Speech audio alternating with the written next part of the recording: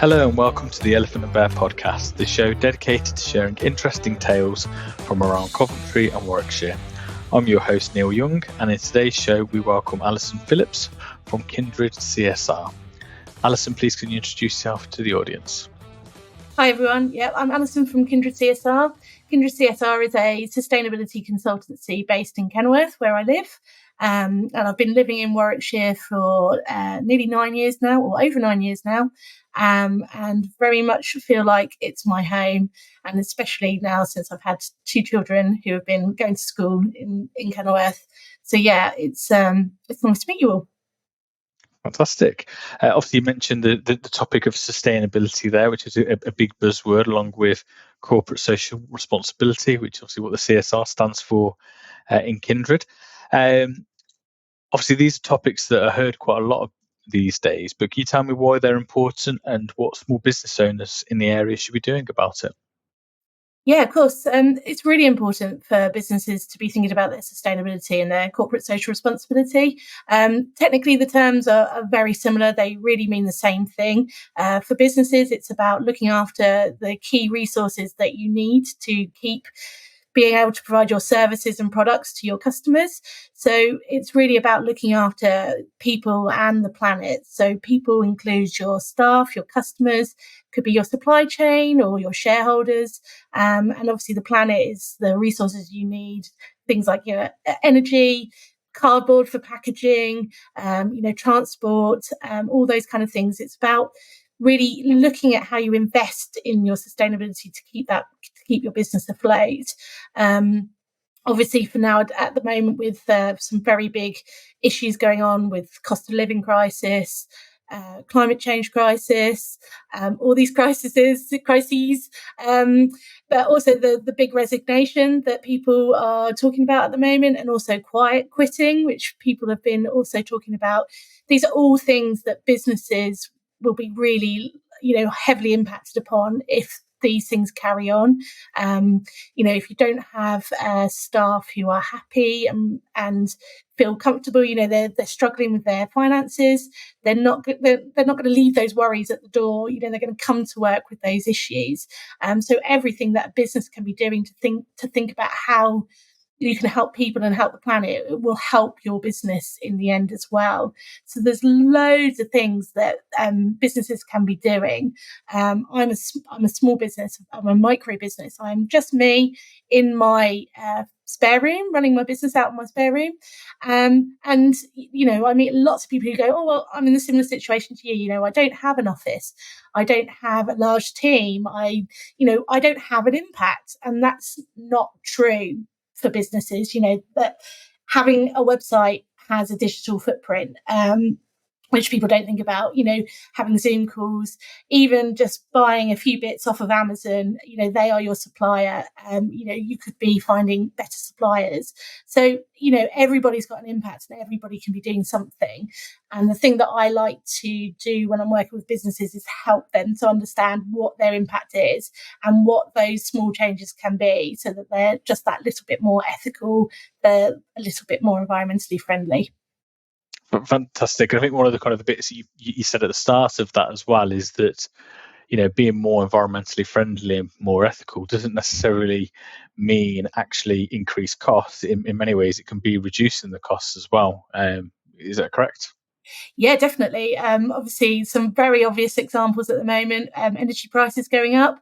If you invest in energy efficiency, if you've got a building or machinery, or even just encouraging your staff to change some of their behaviours when it comes to switching things off, not boiling the kettle 10 times a day, those small things will have an impact on your bottom line with your finances. That's going to save you money, either short-term or long-term payback, especially if you've got to pay out for new machines or renewables on your building.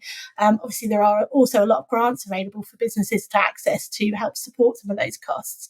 So you've got to look at it as a short-term investment and long-term investment to save money.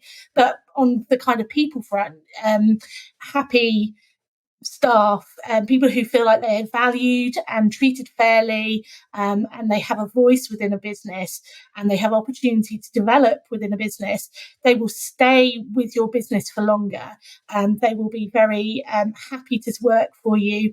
They are more productive, so your business actually benefits from having that investment in your staff, because they will work for you how you need them to work. So, you don't have to keep paying out lots of money for recruitment and advertising and training.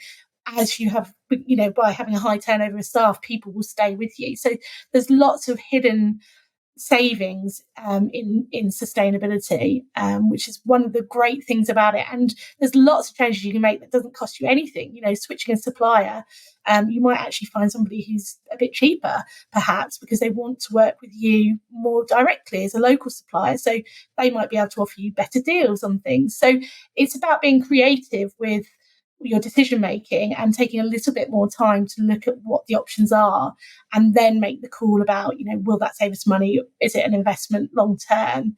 And then you can you can build your decision making that way instead. Fantastic. That sounds kind of really good, also really powerful, especially with all the living cost increases that are also hitting businesses as well. Obviously, you talked about now living in Kenilworth. So what does Kenilworth and what does Warwickshire mean to yourself then, Alison? Oh, it's an absolutely great place to live. I absolutely love living here, and we are so often when we go away to other places, coming back to Kenilworth, it really makes us feel very lucky to be in the town and in the county. It's got so many great things to be able to go and do, with two big cities on the doorstep as well. You've got that choice of going out and having fun in Birmingham or Coventry, but also being able to explore little market towns that, there's the obvious one over in Stratford that's very popular with tourists, which actually we do try to avoid when it's really busy, because you don't really get to see Stratford when you've got to push through all the tourists. So over the summer we try and avoid that, but we do love going there when it's a bit quieter. But obviously the other towns in the county have some really great things to do. So it's so varied, and it's just so well connected to other places. It's just an easy place to leave and come back to. So yeah, there are a few of the reasons why we like Kenilworth. But Kenilworth really as a town has got a really great sense of community. And obviously with my line of work and my kind of personal values and my background, community has always been a big part of who I am and what I want to convey to my children about, sense of community and being here together to do things together. And Kenilworth is really great in that sense, because it's a small enough town to feel a bit anonymous, but then at the same time, you can know a lot of people. And my husband and my kids certainly get very cross when I'm walking up to town or doing the school run that they can't get anywhere quickly, because there's always somebody who I know, who I'm saying hello to, who we're having a chat with. So, it's... they sort of go, they roll their eyes and go, oh, mummy's talking again. And I get hurried up and I get pulled on, and the whole, it's boring, mummy. But I love it. That's why I want to be working and living in the same town, really, because I want my business to also feel like part of that community, and that I've got lots of things that I can share to make Kenilworth and Warwickshire, a better place to sort of live and work, really. Fantastic. Yeah, that sense of community is obviously really important. And I think you started going into this then as well, in terms of, what things should the region be doing to improve its environmental credentials, Alison? And any kind of big things that kind of pop out? Wow. That's a tricky question, isn't it? I guess what I didn't talk about earlier is that you cannot separate people and the planet. It's really hard, when people just talk about the environment, it has a direct connection to people as well. And, we have to make some very active decisions about what we do to make the region more green. We have to do stuff ourselves, but we also really need big policy changes, the way we build houses. These are things that I personally see, and there'll be experts who will say, well, it's not that easy, but we know we need to be brave about the decisions we make when it comes to environmental infrastructure. We need to think outside of the box when it comes to how we build our houses. We have to think about how we make more active, sustainable travel choices. But I would love to be able to say that my kids could cycle around Kenilworth, everywhere we go. I try and walk and cycle as much as I can, but the roads aren't safe enough. So you've got to invest very heavily and stick with it, because I think a lot of political changes means that policy changes really quickly, and what's important environmentally one minute isn't important the next, with a change of cabinet or a change of PM, that kind of thing. So actually, we have to make us as individuals and us as businesses just need to say, no, this is what we do. We're going to put the solar panels on. We're going to encourage people to walk and cycle more. We're going to try and provide more environmentally friendly alternatives and push the agenda that way. So, I do find, coming back to Warwickshire and the West Midlands, it's very built up. And, I grew up in the countryside, and I miss the countryside. I miss the beach, and I miss those big open spaces. And I think you just have to try and protect what you've got, and then, encourage people to make small changes. And I think there is a lot more choice now, the refill shops that are on the high streets, more alternative eco-friendly products in the shops, and initiatives that councils and things are doing to try and encourage, green grants for community groups and stuff like that. I think it's all there. I think sometimes the sense of urgency isn't there either, and there's some big cogs to have to change as well. So it's not an easy solution. I think it's just more about, doing your research about what you're happy to switch to with environmentally friendly alternatives, because there is a lot of confusing data. There's lots of mixed messages about what's a good thing to do and what's not a good thing to do. And all I could say is really, to make the region more greener, is just to try and take the time to make that more active choice to switch to something more eco-friendly, and lobby, local governments, local MPs, and get behind the initiatives that you think are important. No, fantastic. And I think one of the things that strikes me there is that consistency of being able to, if there's plans around, increasing the cycle paths, making sure that's committed and they are all fully completed how they need to be, rather than do a certain amount of it and it never kind of kicks on. It's that sustained investment, isn't it, in some of these things to get the right results decades in the future. And and technology changes so quick. Now when you look at electric car charging points, they're just, infrastructure is just catching up on itself. Councils are putting in charging points into their car parks, but recently the growth of electric cars, it sometimes the innovation is quicker than what we can keep up with changes. So it's we are doing the best we can, and I always just say to people, you just have to do the best you can right now, and and just hope that future investment will come along, or the universities will create some fantastic technologies and new ways of doing things, so that political pressure, consumer pressure, and research will come together to find the right solution. And and there's been big movements around things like single-use plastic that starts off as a very important issue. There's a sudden reaction to that. Everybody goes, right, I'm going to get rid of all my plastic straws, but what's the alternative replacement? And actually costs have got to catch up.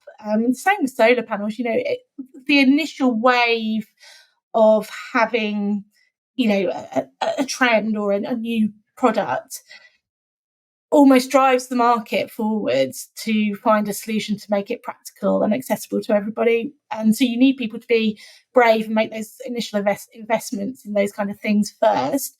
And businesses are great at doing that. Or people, they'll be the first leaders in these areas. And then it makes it more affordable and more accessible for other people to follow onwards. So, it's just really a case of just keep pushing for change. Please excuse this brief interruption. This podcast is made possible by Plan with Neil. Plan with Neil is an independent financial advisor from Coventry, helping people improve their financial well-being by supporting them with retirement planning, life insurance, and much more. Please check out the website planwithneil.com and book a free discovery session today. Now, back to the podcast. In terms of Coventry and Warwickshire, if you were working for the tourist board for the area, what would be the focus of your promotions? How would you sell it to people who don't live in the area, Alison? I would sell it as a place that was diverse, always changing, because the university, I loved living in university towns and cities. I went to Leicester University and I lived in that city. I lived near Loughborough, which obviously got a big university, and coming to Coventry and Warwickshire, where you've got two massive universities, really keeps the communities vibrant. So I'd say that they have fantastic, selections of shops and restaurants and places to go and visit. Loads of history and heritage. Got Stratford down the road, but also in Coventry with the cathedral and the bombing and the Blitz and war efforts and all those kind of things. Like some really interesting and different places to go and visit, and just really friendly people. Just I don't know. I would just say that it's not as green as I would like, by way of sort of all the parks and things. I think there could probably be a few more of those, but there are great parks in Warwick, and we use the one in Kenilworth a lot. So there's a lot going on, and there's probably something for everybody here. Fantastic. And it leads on to the next question around, if you had money to improve Coventry and Warwickshire, let's just call it £100 million. What would be the focus of your money? Where would you spend that money, Alison? Oh, that's a great question. Where would I spend the money? I think having had young children in I think having had young children in the area, I think there's a lot of things that you have to pay for as parents when your budget is being hit, especially when one parent maybe isn't working to be on leave with their parental care.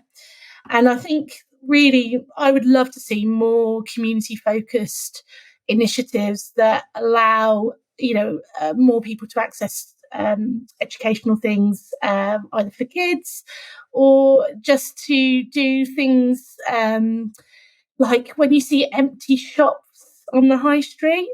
I would love to see that money gets invested into those to keep those high streets looking really vibrant and community driven. I would love to see that people use those spaces as pop-up shops or community cafes, or just spaces that are there to be used because they're just sitting there empty. I would love the idea that maybe a local college could set up a little shop for their students who are doing business studies, and they've got their business ideas. I read something the other day that a huge number of students are leaving college and university and starting their own businesses. So little enterprise hubs where local people can sort of test out their business ideas. All those kind of things. I would love to see that kind of investment into the area, really. So yeah, maybe I'd do that with my money. Yeah, no, that sounds good. And also, it's that link, isn't it, between an empty high street and then compared to a busy high street and the communities that are around that. It makes a big difference. Fantastic. Now, one of the things that we've talked about off air before is around kind of B Corps. Okay, so to our listeners, can you explain what B Corps is and kind of why companies should be interested in it, Alison? Yes, well, B Corps, I could wax lyrical about B Corps all day. I absolutely love them. They're fantastic businesses who are working towards the highest level of ethical and environmental good practice. So, they are businesses that are built with core values, right at the center of their business. Everything they do is about, what they can use their business for to make, really big changes, to the economy, to people, to the planet. So B Corp is a certification process. It's an assessment process. They have to go through a framework of questions that focus around 5 areas of the business. So it includes your governance, it looks at communities and customers, how you treat your workers, and of course, like I said, what you're doing to try and be more environmentally friendly. And it asks some really good questions, just really about how businesses operate, and how much of the business goes back to the stakeholders in the business rather than the shareholders. So it's not about making 2 or 3 people very rich. It's about spreading that wealth to everybody so that everybody benefits from the business. And it's just, there are some big brands that are B Corp. So there's some high street brands you'll know, things like Ella's Kitchen, Innocent, Drinks Company, Ben and Jerry's ice cream. That they're all B Corps.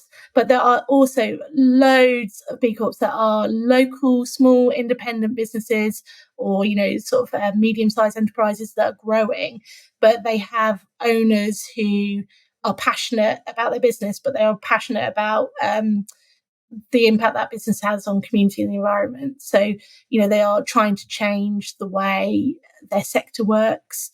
They're recognising that that their employees are really important and make up a big part of their business. They recognise the value in their customers.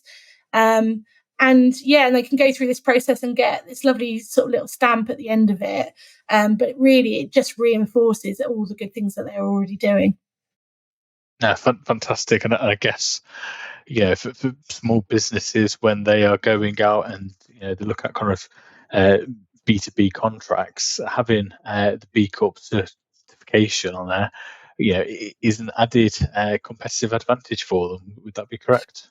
Yes, that's right. A lot of businesses have already experienced supply chain assessments for sustainability, and they may have been given an assessment that they've got to do, either by their clients, or they're looking at being able to talk about accreditations or systems that they are using in their business to show what's called social value. And so when you're doing tenders and contract processes, these are areas that people are saying that, we want to make sure that our money is being, used for good. It's got to go somewhere else other than just your shareholder pockets.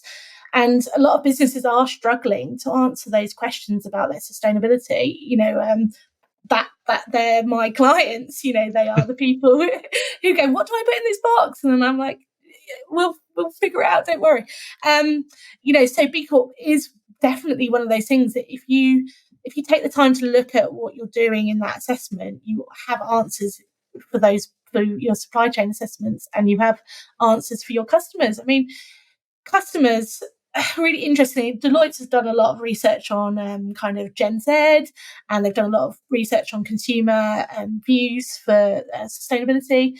And a lot of customers make a very active choice about who they buy from, who they get the products from. And I think last look, it was around about a third of customers actively walk away from brands because of their ethical and environmental reputation or credibility, because people are saying this isn't right anymore. And actually, to secure a kind of circular economy, you need to be assessed as a supplier, and you need to be assessing your own suppliers.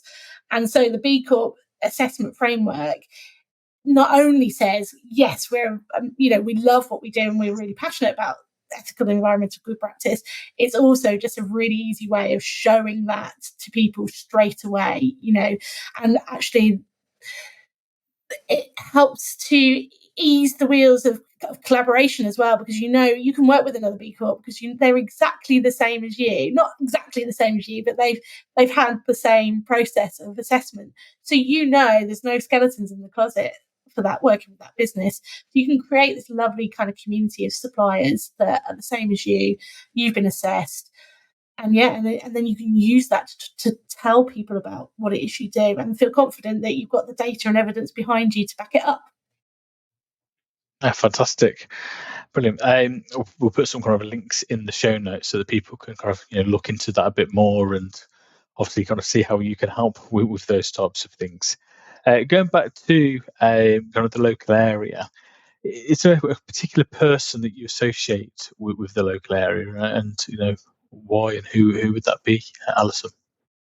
Well, I'm not a local, so I'll put that out there right now. I was born in Essex, and I've lived all over the country, but mostly around the West Midlands. So obviously, for me, William Shakespeare's the obvious person to associate to Warwickshire. But having recently worked in Coventry on a contract in the springtime, I spent loads of time walking around Coventry, and so of course I spent lots of time looking at the Lady Godiva statue as well. So great to see a woman up there just not caring at all about what she does, and obviously that's put Coventry on the map as well. But I don't have family in the area, so there's no like local hero in the sense of I know the big sort of celebrities, but there's so many great people doing great stuff in the county. You just have to look outside your window. And in Kenilworth, we've got some really great active community members who are, championing good causes and doing a lot of good work for people who need it. So, I would really want to just say, like, everybody who's doing the best they can are the people who I'd want to be able to shout out to, really. Yeah, fantastic. And in terms of places within the local area, any kind of favourite places or hidden gems in the area that we should be aware of? There's just loads of places I go to, loads of places that are favourite places. It just depends on what it is you want to do and why, really, isn't it? If we're out with the kids, then, it's the local parks in Kenilworth. Abbeyfields is great. But I went back over to Warwick to St Nicholas Park over there and was reminded about how great that place was. And obviously down by the river is nice. I think anywhere for me outdoorsy that's got a nice walk, somewhere we can cycle, somewhere where we can feed the ducks. Anywhere like that is a favourite. But I don't really tend to do a lot of shopping, clothes shopping and things like that. Try and avoid it as much as I can. It's kind of more those places where we can connect as a family and sort of have some fun, really. So, yeah, but they change. It changes on the weather as well, doesn't it? Yeah, exactly. Yeah, it certainly does. Okay, fantastic. We'll go through some quick fire questions for yourself now, Alison. So, first one is favourite Warwickshire town. Oh, it's got to be Kenilworth. Come on, you got the hometown. Fantastic. And if you had to choose between Kenilworth Castle or Warwick Castle? Kenilworth Castle. Still Kenilworth Castle, yeah. Okay, fine. The trouble is with Warwick is it's too touristy now. Because it's owned by am I allowed to advertise? Because it's owned by Merlin. If it was, it's BT Stores, but now it's the Merlin Group. It's too touristy. I think it's lost a little bit of its sparkle. Whereas Kenilworth Castle is still English heritage, so it's not over commercialised, and has some stunning views as well. And you can do some lovely walks around it. And I think Kenilworth Castle when the sun sets is really beautiful. So got to be Kenilworth Castle every time. Yeah, that's fun. And if you had to choose between the Memorial Park in Coventry or Kumabi, what would you choose? Oh, that's tricky. I guess, again, it depends on why you want to go there, because Memorial Park's a great park. It's got loads of play areas for the kids, and the splash area is really nice in summer. And easy to access. But Coombe has got it's got the lake and it's got the woods. I guess if I was really pushed, I'd say War Memorial Park. Okay, yeah. Perfect. And if you had to go to the Herbert Art Gallery or the Transport Museum, what would be the choice for the family? I would opt for the Herbert. But that's because the Transport Museum is great and my son is really into engineering and stuff, but it's just too many cars for me. Too many cars. Just too many cars. I mean, I know it's a massive part of the Coventry history and heritage, but I don't know. You've seen one car, you've seen them all, in my opinion. That might be an unpopular opinion. Sorry, guys. And if you had to choose between visiting the old cathedral or the new cathedral? Well, they're attached. They are the same building, aren't they? I only went into the cathedral, the new cathedral, only recently. I actually went in and had a proper look around. It's an absolutely stunning building, but there's something about the ruins of the old cathedral that I don't know. I guess it's that. I don't know if they've actually described it, but it's that phoenix from the ashes thing, isn't it? It's the resilience and of a population who has come through something really bad, but then use that experience to then create the new cathedral and to use it for peace, and it represents a lot those ruins. Whereas the new cathedral is amazing, the architecturally is sublime, but I think what the old cathedral stands for is probably more significant to me. Yeah, no, fantastic. So that's all we've got time for in terms of questions today, Alison. So thank you for being a guest. Can you just tell people how they can find out more about yourself, your business, B Corps, all that type of thing? Yeah, thanks. Thanks for having me. Yeah, people can find me online. I've got a website, so www.kindredcsr.com. People can drop me an email. Do you want me to tell you my email address? You can do. It's yourself. So people can email me on alison@kindredcsr.com. B Corp you can Google that and you can find out a lot about the movement on their website, but I also have got a lot of information on my website about it, because we're running an academy. My little plug, we're running an academy for businesses to actually be able to accelerate through that initial assessment process. So there is quite a lot of information about B Corp on my website as well. I do try and do a lot of local events where I speak or run workshops for sort of membership organisations. So I'm always more than happy to have a chat with anybody about sustainability and what I can be doing to help businesses. So I'm always around local networking. So if you do any local networking, that's how we met, isn't it, Neil? At the Coventry and Warwickshire Chamber networking. So I'm always around, and you might even find a phone number for me, so you can actually have a chat with me over the phone as well. Perfect. Well, brilliant. Well, it's great to speak to you today. I look forward to chatting to you again soon, Alison. Thank you everyone for watching.